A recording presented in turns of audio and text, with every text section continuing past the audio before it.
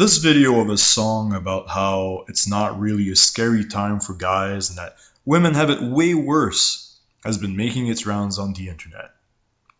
It's been viewed over 1,000,000 times, so I figured I'd have a listen, and I honestly pity the poor girl. Not because her points are valid, but because she has a seriously warped view of reality. Let's listen to the song and break it down. I can't walk to my car late at night while on the phone. I can't open up my windows when I'm home alone. I can't go to the bar without a chaperone. I can't wear a mini skirt if it's the only one I own.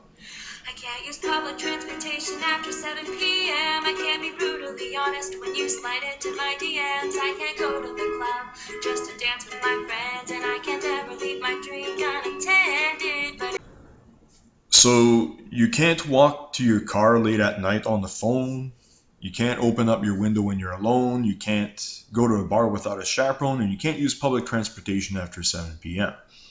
All that seems pretty paranoid to me, and here's why.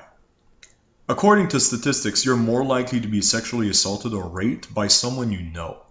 If you're looking for potential perpetrators, it's likely going to be a spouse, a relative, a friend, a coworker, or an acquaintance of some sort.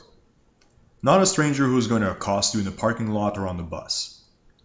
Also, some crimes tend to be primarily committed at night, so if you stay out past a certain time, you're more likely to be a victim of those crimes. For you, it's sexual assault or rape.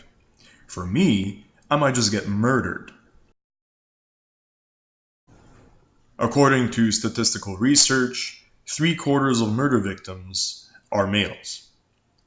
And the risk of homicide for women, even though it's lower, is a lot higher to be committed by a spouse. And when a man gets killed, it's actually more likely to be a stranger or a non-family acquaintance. So if anyone should be worried about strangers doing bad things late at night, it should be me. I'm more likely to get killed by a stranger. You are more likely to get assaulted or raped and possibly killed by someone you know. And then you're talking about not being able to leave your drink unattended. Honestly, no one can really do that. If I leave my drink unattended, I can't be guaranteed that nobody's going to do anything disgusting to it. I might not get raped as a consequence, but I still wouldn't trust my drink to be cigarette butt free or spit free, And on top of that, going back to the previous statistics, the person who is most likely going to alter your drink in any way is someone you left your drink with. Generally speaking, when you look at the date rape drug, normally the person who drugged you is your date. It's someone you know. It's not some stranger who's just going to drop something in there. In any case, leaving your drink unattended is a really dumb thing to do. And if you leave your drink with anyone, make sure that it's someone you absolutely trust. That's really the only thing you can do. And it really applies to anyone. Doesn't matter if it's a man or a woman.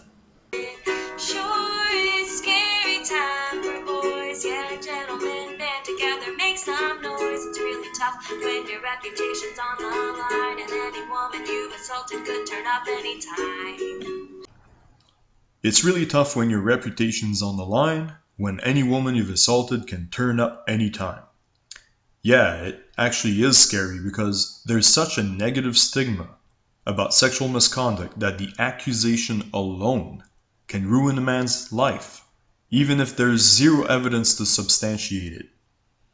That's because even though a court of justice might find the accused innocent, the trial by public opinion almost always sides with the accuser. Men have lost their jobs, their families, and friends over just allegations and accusations of rape and sexual assault. College and university students have had their lives completely turned upside down, even after the accusations turned up to be false in court. In some cases, the men end up in jail anyway, until a judge takes a better look at the evidence and finds that a miscarriage of justice occurred. On the flip side, false accusations of rape hardly ever have consequences. Yeah, it's scary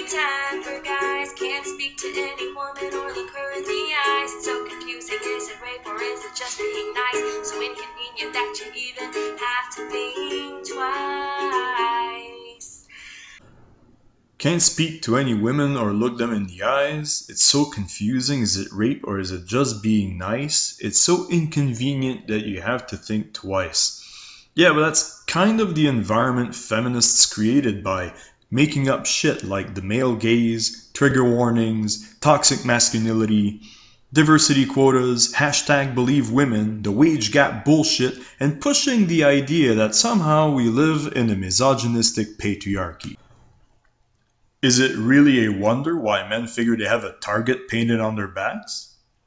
Meanwhile, throughout all of human history, guys have worked more hours than women, they have more dangerous jobs and are more likely to die at work, have higher rates of homelessness, physical violence, and homicides. Military drafts have only ever applied to men, and I could go on.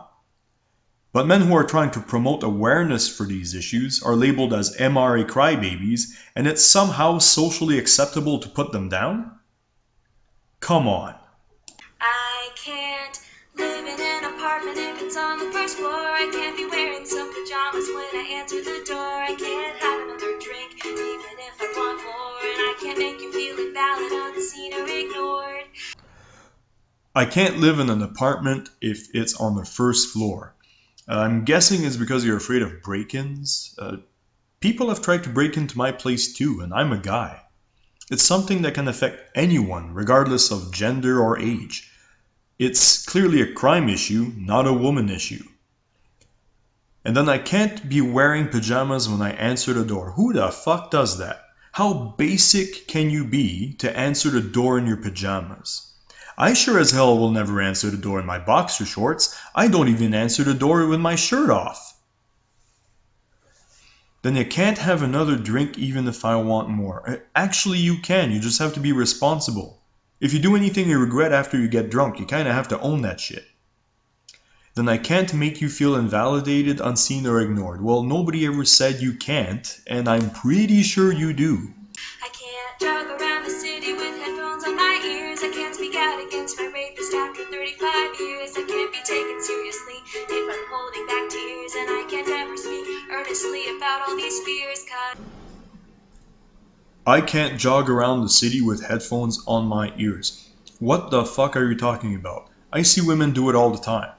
Sounds like it's a you problem, not a woman problem. I can't speak out against my rapist after 35 years. Actually, you can.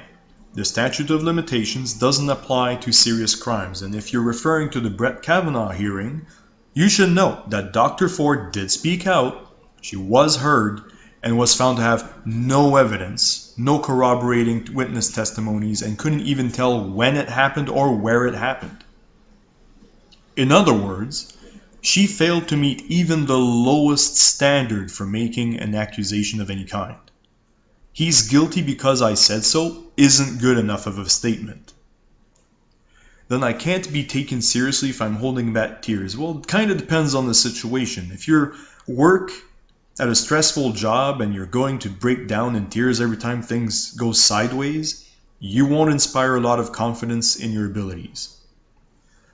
And I can't ever speak earnestly about my fears. Well, sure you can. And I'm sure you do. And it's going to be socially acceptable for you to do that too. Me, on the other hand, if I bring up any kind of fears, I get told to man up. Mostly by women. it sure is scary time for dudes. Can't text a girl repeatedly asking for nudes. Can't make a girl have sex when she's not in the mood. And what gives her the right to give you attitude? Can't text a girl repeatedly for nudes, can't make her have sex when she's not in the mood, and what gives her the right to give you attitude? Maybe these things have more to do with the sort of people you frequent than men in general. Assholes exist everywhere, and encountering them is kind of inevitable. Just cut them loose. A guy texts you for nudes or tries to force you or guilt you into sex, just ditch them. Why are you keeping these people around? Yeah, it sure is scary time for men. Girls like to act like you're to blame and they're the victim. Her dress was short and she was drunk, she's not so innocent. Thank God. God, your dad's the judge and you won't be convicted. Girls like to act like you're to blame and they're the victims. Yeah. Isn't that the whole feminist narrative? Women are victims of patriarchal oppression and men are to blame for all your social ills? Any of this shit ring a bell?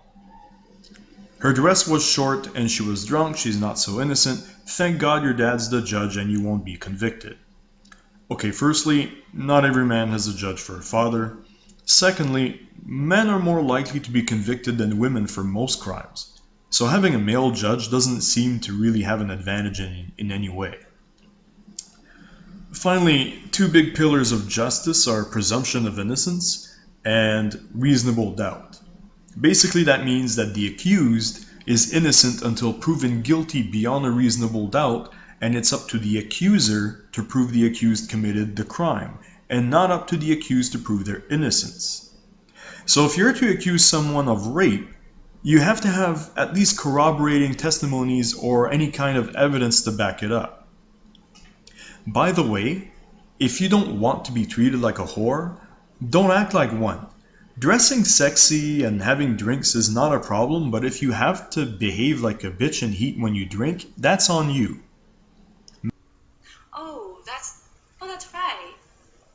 Oh, yeah, 'cause it's not such a scary time for boys. They've always had the upper hand, they've always had a choice. It's time for women to rise up, use our collective voice. The date of vote's November 6th, so let's go make some noise. It's not such a scary time for boys. They've always had the upper hand, they've always had a choice. Really. Men are 97% of combat fatalities. Men pay 97% of alimony. Men make up 93% of work fatalities. Men lose custody in 84% of divorces. 80% of all suicides are men. 77% of homicide victims are men. 87% of men will be the victim of at least one violent crime. Men are over twice as victimized by strangers as women. Men are 165% more likely to be convicted than women. Men get 63% longer sentences than women for the same crime. Court bias against men is at least 6 times bigger than racial bias. Males are discriminated against in schools and universities. Boys face vastly more corporal punishment than girls. 60 to 80% of the homeless are men. Women's cancers receive 15 times more funding than men's cancers. Men are presumed the aggressor in almost all cases of domestic violence, even though the split in heterosexual couples is almost 50-50 and domestic violence is highest among lesbian couples. At least 10% of fathers are victims of paternity fraud, and men like Kavanaugh don't get to benefit from the basic legal right of innocent until proven guilty, like the Enlightenment never happened. But somehow, men have always had the upper hand.